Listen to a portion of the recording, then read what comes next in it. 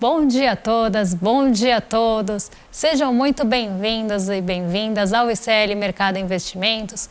Vamos passar aí a próxima meia hora com vocês, discutindo os principais assuntos do dia.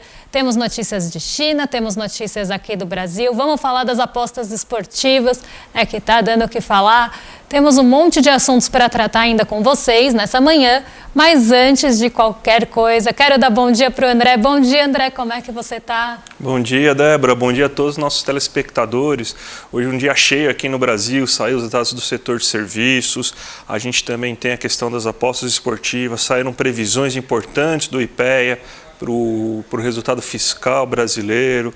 Então hoje é um dia bem agitado aí para a gente comentar durante essa próxima meia hora, mas antes de tudo, a gente sempre começa falando aí do nosso mundão e começamos sempre pela Ásia, que o mercado fecha agora de manhã.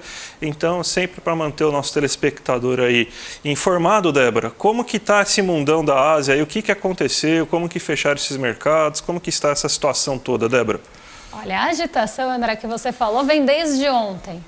Porque a gente teve lá a divulgação do índice de preços ao consumidor nos Estados Unidos e a gente viu que teve aí essa movimentação vinda para a Ásia na manhã. Então as bolsas em Nova York e aqui no Brasil ontem fecharam majoritariamente em alta, com exceção do Dow Jones que caiu, ele acabou aí ficando...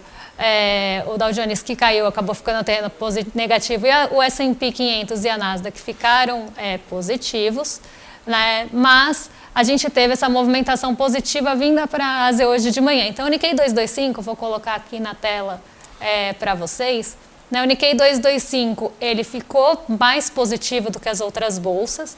Eu sempre falo aqui que o Japão, a bolsa do Japão ela é um pouco mais sensível aí a movimentações vindas do exterior, principalmente de Nova York. Então, como a gente teve lá o índice de preços ao consumidor em linha com o esperado, arrefecendo ali os juros das treasuries, os rendimentos esperados para as treasuries lá, que são os títulos de dívida dos Estados Unidos, a gente vê esse movimento chegando mais forte no Nikkei 225, que subiu 1,41 hoje pela manhã e liderou a alta na Ásia. Mas a gente tem também um ponto importante para trazer aqui para vocês, porque isso deve mexer e já está mexendo com o nosso mercado aqui no Brasil, que foi a decisão da China em cortar 0,25 ponto percentual os compulsórios. Então a gente tem mais uma tentativa aí da China mexendo ali nas suas taxas, dessa vez nos compulsórios bancários, e aí a gente vê que eles estão tentando estimular a economia para tentar impulsionar esse crescimento nesse ano. E as medidas já estão impactando o índice de commodities. Para quem está assistindo a gente, o índice de commodities é o terceiro gráfico. Para quem está só ouvindo, a gente vê o índice de commodities aí em alta hoje. Esse é o gráfico intradiário, desde o fechamento de ontem, a abertura, e como é que ele está se comportando. Então ele está com um comportamento de alta refletindo esse movimento vindo da China, que não teve um reflexo tão grande hoje. O Xangai Composto não foi a bolsa que mais se valorizou, embora também tenha ficado no terreno positivo. Mas a gente vê esse movimento bem positivo já vindo para cá, André.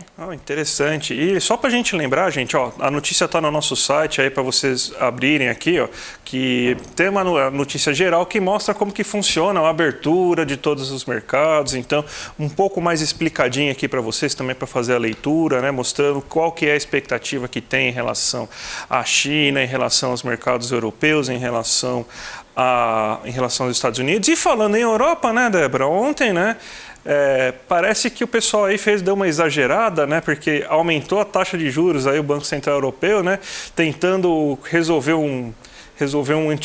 uma febre aí com um medicamento que não era o correto para fazer, então eu nem lembrei agora o nome dos medicamentos e tal, mas é aquela coisa, você está com dor de cabeça, você toma um remédio para curar a dor no pé, então é basicamente isso que eles estão fazendo, mas eles aumentaram a taxa de juros,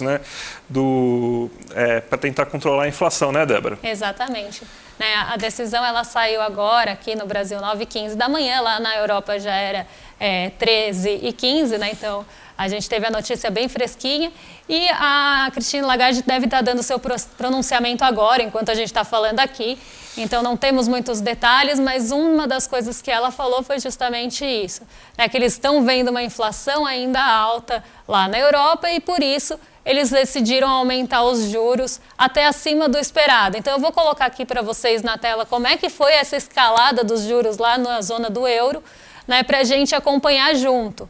Então a gente vê que em junho do ano passado, né, os juros da zona do euro estavam zerados, né, não tinha ali juros. E aí a primeira alta foi de 0,5%, o mercado esperava 0,25%, e desde então, né, até agora em 14 de setembro, que foi a decisão, a gente tem a escalada dos juros europeus para 4,5%, contrariando a expectativa do mercado, que era de manutenção dos juros. Então, no mês passado, os juros básicos lá já estavam em 4,25% e a expectativa era que esses juros se mantivessem em 4,25%.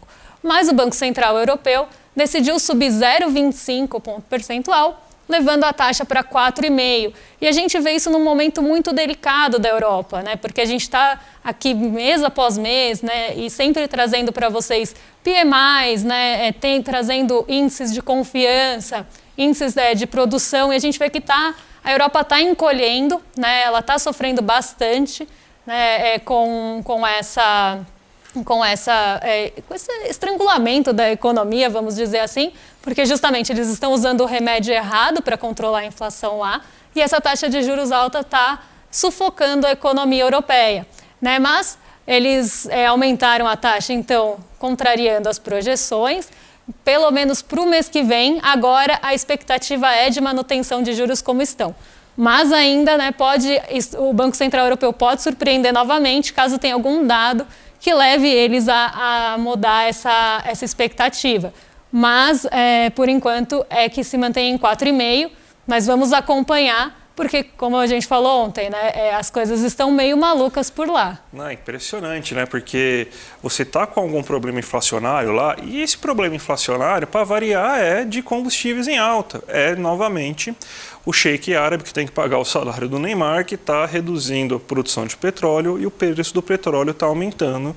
E lá eles usam uma coisa muito similar do que a gente tinha aqui com o PPI, né? Aliás, porque a boa parte das empresas lá são privadas, então eles não têm nenhum tipo de regulação. Então acaba sendo um aumento do preço do petróleo. Isso daí não vai fazer, então, com que, ao esse aumento da taxa de juros, com que o sheik árabe produza mais petróleo. Vai fazer só que a economia se estrangule, vai aumentar o desemprego, vai reduzir a produção industrial, vai reduzir o ímpeto pelo consumo de serviços. Então, mais uma vez, né, você tem um problema, né, você diagnostica um problema, aí você vai lá e usa o remédio errado. Ele dá certo? Dá, porque o paciente não vai ter febre, né? Mas o paciente morto também não tem febre. Então, é basicamente isso que é o controle inflacionário, né, que o Brasil e a Europa, né, aliás, o mundo inteiro acaba utilizando. Para mim, é sempre assim, sou um grande crítico desse tipo de controle inflacionário por marreta de juros, né, mas é o que parece que o mundo inteiro só sabe fazer isso. Agora, Débora, vamos para o Brasilzão, porque pelo que eu vi, o brasileiro aí gostou de viajar em julho, a notícia no nosso site, inclusive, do setor de serviços, né? Então você teve um aumento de 0,5 pontos percentuais aí, principalmente ligado a setores como viagens aéreas, barzinhos, hotéis. Então o brasileiro aproveitou julho, é mais ou menos isso, né? Aproveitou julho e vamos ver, né, como é que vai vir a pesquisa mensal do comércio, que normalmente sai depois da de serviços. E a gente vai ver, será que o brasileiro só aproveitou barzinho e aproveitou viagem, ou será que ele consumiu também? O que a gente está vendo é que ele está preferindo consumir serviços do que comprar bens, né? Mas vamos ver, amanhã deve sair aí a pesquisa do comércio e a gente vai trazer para vocês. Mas vamos ver os números aí, quem cresceu nos serviços, quem impulsionou essa alta de 0,5% em julho, André? Vamos aí, tem o gráfico que a gente montou, né? No geral, os serviços cresceu 0,5%, né? Mas olha o que puxou de fato. Alojamento e alimentação. O que é alojamento e alimentação? É hotel, bar e restaurante. Então, o brasileiro, ele foi viajar, ele se hospedou num hotel, Foi mais no barzinho também, julho, muita gente entra de férias, então happy hours começa a comer solto, então o pessoal vai mais se divertir, vai para um restaurante. E você teve um aumento também tanto do transporte terrestre, né, ou seja, o brasileiro pegou ônibus para viajar e inclusive pegou avião, né, porque o transporte aéreo subiu 1% aí nesse momento. Então, os serviços de turismo acabaram elevando mais o ritmo de atividade desse setor, né? Mas você pega os setores que são mais ligados, por exemplo, aos serviços que a gente faz no dia a dia, aos serviços urbanos mesmo aí que a gente tem, eles tiveram queda. Por exemplo, outros serviços prestados às famílias, que é justamente o quê? Cabeleireiro, manicure, um chaveiro, esses serviços eles tiveram uma queda. Então, os brasileiros eles preferiram viajar, se divertir com o turismo, do que fazer aqueles serviços que eles costumam utilizar aí no dia a dia, na semana a semana. E esses serviços profissionais, que é o contrato de um contador, você contratar um encanador, um pedreiro, também teve uma queda, né? Então, o que aconteceu é justamente o brasileiro, ele se divertiu mais com o turismo e não consumiu o que ele consome normalmente aí, então ele juntou esse dinheirinho aí, tirou férias pelo visto aí, uma boa parte dos brasileiros, e não consumiu aí esses serviços urbanos aí que geralmente ele consome, Débora. Muito bom, né? Pelo menos a gente teve aí um aumento, né, em alguns setores, e isso a gente vem falando aí como é importante para a nossa economia urbana e também para o nosso PIB, né? Porque a gente tem uma dependência bem grande dos serviços aí para a nossa atividade econômica crescer.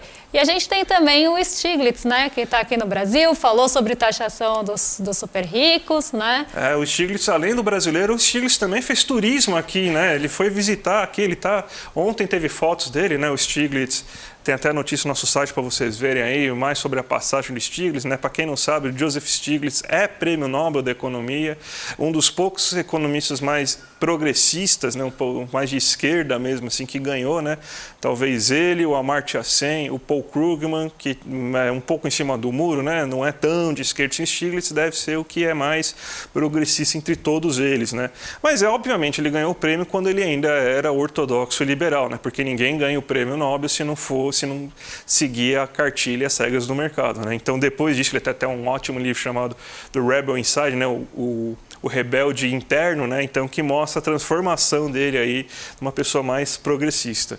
E o que ele falou, né? Então, é sempre importante, né? Ele tem um nome pesado no debate mundial, né? E ele falou que realmente você tem que realizar essa taxação dos super ricos. Além de ser uma questão moral, é uma questão para você conseguir ajustar as contas. E isso também ajuda você a realizar uma distribuição melhor de renda, Débora. Então, se não é somente o André Campedelli, o ICL Economia, o ICL Mercado e Investimentos, que está falando aí que a gente tem que taxar os super ricos. E lembrando, dono de Renegade, não estamos falando com vocês, estamos falando com 2.500 famílias, nem famílias, né? 1.300 famílias e 2.500 pessoas no Brasil, não é com você, dono da Renegade. Temos que taxar os super ricos, Débora. Mas é uma medida aí, né, que vem sendo, a gente sempre levantou essa bandeira, né, e é muito bom ter aí o Stiglitz falando sobre isso também, pelo peso que, como o André falou, que ele tem nessa discussão, né, e ter aí esse peso mesmo dele, vamos dizer, confirmando, né, o que a gente também fala aqui, né? Então é muito bom ver esse tipo de posicionamento, né? Eu duvido muito que essa notícia tenha sido manchete em outros lugares, mas, né, não desse jeito, talvez falando da passagem mais dele aqui no Brasil, mas aqui está para vocês, né, a notícia completa, vocês acompanham lá, conseguem ver lá no ICL Economia. Se ele falasse de austeridade fiscal, aí provavelmente ele estaria aí num grande portal hoje já, né, dando entrevista aí a alguns outros economistas de mercado, mas não é, a gente sabe, né, que quando ele fala de taxação de super rico, aí, né, o patrocinador não deixa ele falar, né. E falando em taxar rico, receita, né, Débora, a gente tem então também que o IPEA fez um levantamento, não é o resultado final, tá, gente? Então é só um levantamento do que provavelmente vai acontecer com as contas públicas em agosto, né? Notícia no nosso site aí sobre esse levantamento do IPEA e está mostrando que a gente está com um déficit, né? A gente teve um déficit de 25,7 bilhões em agosto, né? Então, na verdade, é uma prévia, não é o déficit ainda formalizado o Banco Central que acaba divulgando nos últimos dias do mês, né? Mas aí vem aquela questão, né? A gente está com um déficit mais ou menos que é o esperado, né? Porque a gente deve ter uma queda de um déficit de 0,5% do PIB, né? Isso que está sendo pelo menos esperado, é a meta que tem que ser batida, né? Mas a gente sabe que está muito complicado você conseguir bater esse déficit e aí a gente vai ter que fazer algumas medidas extraordinárias, né? E aí a gente começa, né, quando a gente fala de um déficit, né, que está ali tendo um percentual do PIB, da onde vai sair, né, como é que a gente vai conseguir, tudo bem, a gente está falando para o ano que vem, mas como é que a gente vai conseguir zerar, por exemplo, um déficit? Vai ser com mais arrecadação ou vai ser cortando gasto, né? A gente sabe que o mercado sempre vai olhar para o corte de gasto. Então tem que cortar gasto e a gente também, como a gente sempre fala, foi algo que a gente colocou, né? Que foi colocado aí pelo Ministério, enfim, né? Foi colocado como meta e agora tem que ser cumprida. Né? E assim, a gente vê também essa pressão que sempre seja pelo lado do corte de gastos. Né? Mas falando em arrecadação também, né? A gente tem a MP das apostas, né, da tributação e da regulação das apostas, que foi aí votado de forma simbólica pela Câmara e que pode elevar essa arrecadação no ano que vem aí 1,6 bi, como diz a matéria, né, André? Exatamente. Lembrando, gente, que jogo no Brasil ele é um monopólio do governo federal, né? Então é proibido, cassinos e tudo mais, né? Continua sendo proibido, só que é uma realidade, né? Que você liga a TV, você vê uma dessas bets aí anunciando. Talvez o time de futebol que você torce tenha uma bet estampada no peito. Então, você está andando na rua, você tropeça, tem um negócio de bet aí. Então, fazer o quê? Era uma realidade, já saiu de controle, né? Então, vamos regular, né? Então, a primeira coisa que a gente tem que fazer em relação a tudo isso é você fazer uma regulação, até porque é um mercado que movimenta muito dinheiro, é um mercado que tem um potencial muito grande para ser usado para coisas erradas, inclusive, né? Então, tem que ser regulado. E uma das coisas que está, por exemplo, na MP, Débora, é que você tem que ter, então, uma outorga brasileira. Então, você não vai poder mais ter aquela bet que está hospedada em site russo, por exemplo, para você fazer as apostas aqui no Brasil, né? Então, vai ter que ter no território nacional justamente para pagar imposto, né, Débora? Exatamente. E também para dar um respaldo, porque quando a gente pensa que vamos pensar, uma bet está lá fora do Brasil, esse consumidor também fica, né, consumidor, né, a pessoa que consome esse tipo de serviço, vai ficar sem respaldo aqui pela lei brasileira. Então fica muito difícil se acontecer alguma coisa com ele, a quem ele vai recorrer, né? Sem contar nesse ponto de que pode ser usado, inclusive, para lavagem de dinheiro e outras formas ilícitas aí, né, de você movimentar dinheiro. Então aqui a gente vê que é importante, né? Isso já é feito em outros países, inclusive, André, eu estava vendo que tem países que não deixam as pessoas nem apostar com cartão de crédito, porque isso seria uma forma da pessoa se financiar para apostar. Então, essa regulamentação já é muito feita fora do Brasil, não é nenhuma novidade, ninguém está inventando a roda aqui, né? E vamos ver para onde vai esse dinheiro também, né? Com a carga tributária, para onde vai esse dinheiro aí da arrecadação que a gente está vendo aqui, porque tiveram mudanças do texto inicial para o texto de agora. Então, vamos colocar aqui na tela para o pessoal de casa conseguir acompanhar aqui com a gente, né? Então, como era, né, antes? 10% da arrecadação, né, ficaria com a Seguridade Social inicialmente. Esse foi o primeiro texto que foi pensado aí para essa MP, com 18% de carga tributária. A carga tributária foi mantida, então continua em 18%, mas como ficou essa arrecadação aí, né, que iria 10% para a Seguridade Social? A Seguridade Social ficou com 2%. Né? Então, a gente viu aí desidratando o que iria para a Seguridade Social. A educação ficou com 1,82%, o esporte com 6,63% e o turismo com 5%. E o esporte que mudou de mãos recentemente. Né? Então, aqui a gente vê o Centrão já pegando a sua fatia aí do que vai ser arrecadado com as apostas, que a gente sabe que eles também têm bem interesse nessa matéria, né? Eu vi até hoje, vindo para cá, o relator em alguma rádio aqui de São Paulo, né, explicando, né, não, é porque as apostas são esportivas, né, então nada mais justo do que o esporte ficar com essa parte da arrecadação, né. Deu essa, fingiu que colava para ver se vai, né, mas a gente sabe aí que brigou-se muito, né, pelos esportes, né, a gente sabe, né, é o Fufuca, né? Sim. Fufuca, belo nome, Fufuca. Então o Fufuca agora é o nosso ministro, né? Então a gente sabe que essa parte do orçamento é muito importante para a eleição, porque você consegue despejar dinheiro aí para conseguir melhorar principalmente os palanques eleitorais dessas pessoas. Então 6,63% destinado para a pasta de esporte. A gente espero que, vamos pelo menos assim, ter a inocência agora, né, de acreditar que esse dinheiro seja usado para esporte de base, que seja usado para formação de atletas na base, né? Não precisa, a gente já tem uma boa carga tributária, uma boa destinação de recursos para atletas, né, de ponta, né? A gente sabe isso, né? Então o problema do Brasil é formar atleta, não é manter o atleta de ponta. Vamos torcer para que esse dinheiro vá para lá, né? Mesmo assim a gente fazendo aquela torcida sabendo que não vamos dizer nada, né? É melhor fazer isso.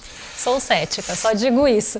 E vamos falar agora também de CEO, né? Um assunto que a gente sempre fala aqui. A gente tem um vídeo para vocês, né, que viralizou aí nessa semana, né, André? Então, né, um vídeo aqui assim, para vocês entenderem mais ou menos assim como que funciona o capitalismo, assim, né, a mão invisível e tudo mais, assim. Lembram que vocês falam assim toda hora, né, que não, porque as empresas elas estão preocupadas assim na hora de contratar, né, porque se a empresa não tratar bem um funcionário, o funcionário pode ir lá, né? Sem a negociação entre patrão e empregado é sempre justa, né? Então, mas vamos ver o que o nosso querido CEO do Gartner Group, né? É uma empresa australiana, o que ele acha aí do que devia acontecer? O que ele está achando aí dos trabalhadores depois da pandemia? Vamos lá, dá o play aí, gente. I think the problem that we've had is that we have people decided that they didn't really want to work so much anymore through COVID, and that has had a massive issue on productivity. Tradies have definitely pulled back on productivity. They have been paid a lot to do not too much in the last few years, and we need to see that change. We need to see unemployment rise. Unemployment has to jump 40-50% in my view. We need to see pain in the economy. We need to remind people that they work for the employer, not the other way around. I mean, there's been a systematic change where employees feel the employer is extremely lucky to have them, as opposed to the other way around. So it's a dynamic that has to change. We've got to kill that attitude, and that has to come through hurting the economy, which is what the whole global, the world is trying to do. The governments around the world are trying to increase unemployment to get that to some sort of normality. And we're seeing it. I think every employer now is seeing it. I mean, there is definitely massive layoffs going off. People might not be talking about it, but people are definitely laying people off, and we're starting to see less arrogance in the employment market, and that has to continue because that will cascade across the cost balance. Então, né, Débora? Eu podia falar assim, usar o velho barbudo aí para falar um pouco aí sobre luta de classes, né? Mas eu vou usar outro autor também aí. Procurem um texto de 1954, ou seja, faz 80 anos já desse texto quase, né? 1954. Um texto chamado Aspectos Políticos do Pleno Emprego, de um economista polonês chamado Michael Kalecki. Então, procurem esse texto, porque o que ele fala nesse texto? Que os capitalistas eles uma hora eles agem como classe na hora de realizar o investimento, mas tem uma hora que eles se percebem que eles vão precisar doutrinar, eles vão precisar amansar a classe trabalhadora. Quando você vê que a classe trabalhadora consegue ter algumas melhoras, consegue, por exemplo, viajar, né, quando o aeroporto vira rodoviária, quando consegue ter mais acesso a bens, consegue ter melhores serviços, melhor qualidade dentro dos seus empregos, o que elas fazem? Eu vou criar a crise artificialmente, porque eu preciso fazer com que a classe trabalhadora volte ao lugar que é dela. Então esse é o pensamento capitalista, essa é a lógica capitalista. A lógica capitalista é a classe trabalhadora, ela tem que servir a gente, ela tem que ser dominada, ela não pode ficar com as manguinhas de fora. Então é isso, esse CEO, ele só está revelando aquilo que acontece nos bastidores aí dessas grandes empresas, que é exatamente isso. Eu vou tomar prejuízo, mas a classe trabalhadora ela não pode chegar nem próxima, ela não pode subir degraus, ela tem que ser domesticada. É isso que esse autor está falando. Ainda que prejudique, né, o empresário, ainda que prejudique aí os donos de capital, eles preferem isso a deixar ali a classe trabalhadora ascender, algo que a gente viu acontecer aqui no Brasil não tão distante da gente. Né? Então, a gente, né, vê essa fala desse CEO falando as pessoas tiveram muitos privilégios durante Covid, gente. Ele está falando do período de Covid, que a gente estava, assim, pessoas morrendo, pessoas ali perdendo muito seu emprego ou tendo que sair do emprego. Ele fala de privilégios e benefícios na época da pandemia, o que já é um horror. E depois ele fala uma coisa que a gente traz aqui quase sempre, né? E que esse é muito o pensamento também do mercado, né? Porque o mercado reproduz esse tipo de pensamento, que não se vê, né? O mercado não se vê, e quando a gente fala mercado, a gente pensa, né, naquela entidade de mercado que são realmente as instituições financeiras, quem movimenta realmente o mercado. Mas a gente tem as pessoas que reproduzem esse tipo de pensamento no mercado, que não deixam de ser trabalhadores, mas não se veem como classe trabalhadora. Eles reproduzem esse tipo de pensamento sem nenhum pensamento crítico, porque não se vê como trabalhador, se vê mais perto do CEO do que da pessoa que pode prestar um serviço para ele. Eu acho que essa revelação, essa revelação de classe social que falta. Porque a gente vê analistas de banco, a gente vê analistas de instituição, a gente vê um monte de pessoas reproduzindo esse discurso como se isso fosse benéfico para elas, quando na verdade não é, né? Então, eu acho que falta muito essa revelação de classe, de consciência de classe, e também aí a gente vê, né, essa coisa de temos que aumentar o desemprego, algo que o mercado normalmente também fomenta, né? Ontem, por exemplo, a gente teve Ford e GM subindo no mercado lá em Nova York. E por que a Ford e a GM subiram, André? Porque cortaram empregos. Na verdade, conseguiram negociações salariais menores para os seus empregados. Essa aí eu fugi, porque geralmente a resposta é sempre a mesma, né? Porque cortaram empregos. Não, conseguiram negociações salariais menores, então as pessoas ganharam menos reajustes, e aí o mercado ficou contente com isso, porque os trabalhadores vão ganhar menos. Eu sempre lembro da frase do nosso professor da época da PUC, o Rubens Savaia, né? Existem os cardeais, existem os bispos, né, que estão lá, né? São os economistas da Faria Lima para vender a palavra do mercado aí, que só existe uma alternativa, né? Aliás, até uma pessoa muito famosa, que eu não gosto de falar o nome, justamente para não invocar, né, pessoas mortas desse calibre, né, que falava não existe alternativa, né? E também tem aqueles que são os coroinhas que aceitam de bom grado lá o que o bispo está falando, sem nem questionar, né? Débora, estamos aqui quase terminando o programa, mas a gente tem que falar justamente do que está acontecendo nesse Brasilzão hoje, né? Como que está o mercado brasileiro, a bolsa, o dólar e tudo mais? Vamos dar um giro então aqui, como é que estão os mercados nessa manhã, vou colocar aqui na tela para vocês como é que está essa abertura. Vamos ver aqui, Bovespa está positivo hoje, apesar aí que a gente teve esse PPI, né? Hoje foi divulgado o PPI lá nos Estados Unidos. PPI é Índice de Preços ao Produtor. Ontem saíram os preços ao consumidor, hoje saiu o índice ao produtor. E ele surpreendeu, né? Ele ficou acima do esperado, tanto no mês quanto no ano. Mas o mercado, ele reagiu até que de uma forma mais branda a isso, mesmo tendo ficado acima da projeção, porque o mercado acredita que essa alta no índice de preços ao produtor não teria peso para mudar ali a decisão do Banco Central dos Estados Unidos em manter os juros na próxima reunião, que acontece agora em setembro. Então a gente vê o Ibovespa positivo, não só por isso, mas também pela alta no preço das commodities, porque hoje, além dos compulsórios lá da China, que a gente já teve o dado da manhã, a gente à noite, porque a China vai abrir os seus mercados, à noite, então 10h30 da noite, mais ou menos ali, vão sair os dados de produção industrial, de investimento em ativos fixos e vendas no varejo na China. Então esses dados são bem aguardados, porque também devem mexer aí com o mercado global, principalmente com o preço das commodities. Mas aqui a gente vê Nasdaq e S&P positivos.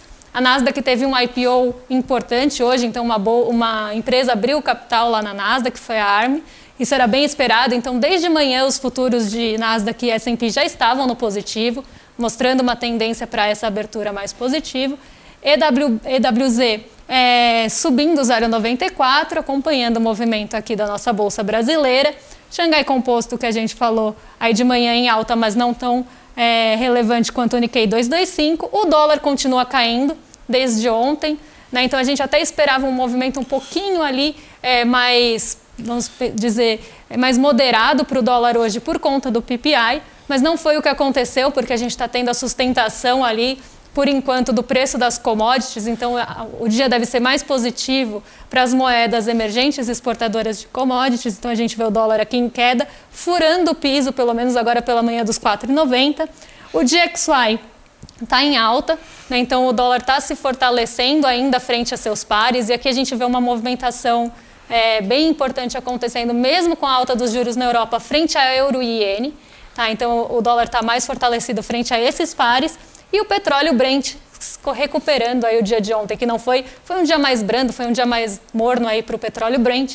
Hoje ele subindo com força, não só pelo corte do compulsório na China, mas também aguardando já os dados que saem à noite, André. Perfeito, Débora. Então vamos encerrando por aí, Débora, mas antes de tudo aqui queria desejar primeiramente forças ao ministro Fernando Haddad, né, que tem uma tentativa de assalto na sua casa aí aqui na Zona Sul de São Paulo, né? Então desejar melhoras a ele aí, uma recuperação, com certeza deve ter sido uma situação traumática, ele estava em casa, né? Mas parece que está tudo certo agora, então forças aí ao ministro Fernando Haddad por tudo isso. E vamos falar agora alguns recados, Débora, porque dia 28 de setembro a gente tem a grande palestra aí da Monja Cohen, que o Eduardo Moreira aí, nosso super Eduardo, vai conduzir, né? Então, como lidar com a ansiedade e o estresse. Então, o link está aqui embaixo, já se inscrevam, dia 28 de setembro às 20 horas, imperdível. Então, vamos fazer parte aí dessa transmissão, gente, vai valer bem a pena, tá? E lembrando também que para vocês continuarem aqui até o final do dia, porque 6 horas da tarde, o ICL Notícias 2, né? Então, hoje a Robertinha Garcia vai conduzir o ICL Notícias 2, junto com a nossa dupla de Chicos, né? O Chico Santista Sá e o Chico Galo Doido Pinheiro. Além de tudo, você tem, a partir das 7h30, o Sinapse, né? Então, o Roberto Calerron e a Robertinha vão participar do Sinapse hoje, com uma super entrevista também. Então, fiquem aqui dentro do ICL aí até o final da noite, Débora. Até o final da noite, aí vocês descansam. E amanhã a gente está de volta, desde as 7 horas da manhã, naquela sequência que vocês já conhecem, né? Que é o Desperta, o ICL Notícias primeira edição, em detalhes, detalhando ali um assunto importante do dia, e a gente aqui a partir das 11 horas para contar o que aconteceu lá na China, que vai movimentar o mercado dependendo de como saírem esses dados e como é que isso movimentou a nossa abertura. E amanhã deve sair comércio, né? Amanhã sai comércio. Então, ponto importante também para a gente trazer aqui para vocês. Então, agradecer quem ficou com a gente, quem seguiu com a gente aqui até agora e desejar um bom dia e até amanhã. Até amanhã, gente. Tchau, tchau. Confira a programação desta quinta-feira do Instituto Conhecimento Liberta.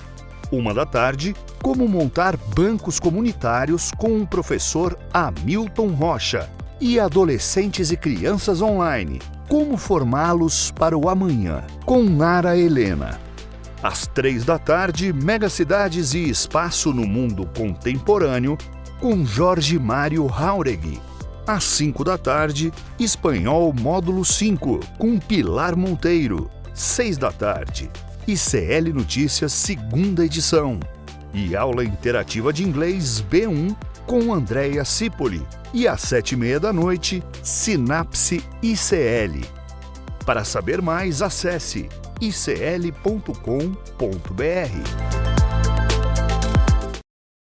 Ela é uma das lideranças espirituais mais populares do Brasil, respeitada por todas as religiões. Monja Cohen vai dar uma palestra no ICL no dia 28 de setembro para debater um assunto que diz respeito a todo mundo: como vencer o estresse e a ansiedade. Para você se inscrever nessa palestra gratuita da Monja Cohen, é só clicar no link aqui em cima ou aqui embaixo e gratuitamente e rapidamente você vai estar inscrito na aula. Se inscreve agora, não perde essa chance não, e vamos todos aprender sobre um assunto tão importante para os dias de hoje.